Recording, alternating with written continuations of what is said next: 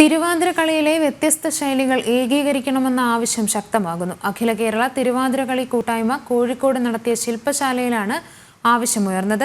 ശൈലീഭേദങ്ങൾ മൂലം തിരുവാതിരക്കളിയുടെ തനത് സൗന്ദര്യം നഷ്ടമാകുന്നുണ്ടെന്നും അതിനാൽ തിരുവാതിരക്കളിയിൽ നിയമാവലി കൊണ്ടുവരണമെന്നുമാണ് ഇവരുടെ ആവശ്യം.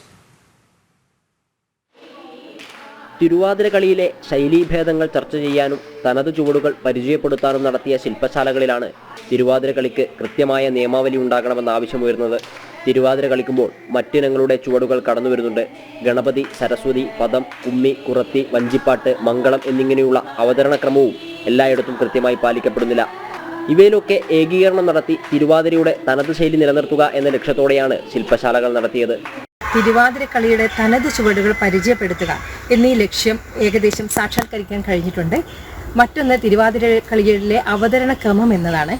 പക്ഷേ പലപ്പോഴും തെക്കൻ പ്രദേശങ്ങളിലും വടക്കൻ പ്രദേശങ്ങളിലും വ്യത്യസ്തമായ രീതിയിലാണ് ഈ അവതരണക്രമം വരുന്നത്. അതുകൊണ്ട് തന്നെ അത് കലോത്സവത്തെ ഏറെ ബാധിക്കാറുമുണ്ട്. ഈ പ്രശ്നം പരിഹരിക്കാൻ വേണ്ടി തന്നെയാണ് തിരുവാതിരക്കളി പരിശീലകരും പ്രഗത്ഭരും ഇവിടെ ഒത്തുചേർന്നത്. ഏകദേശം ഒരു ഏകീകൃത രൂപം ഉണ്ടാക്കാൻ കഴിഞ്ഞിട്ടുണ്ട്.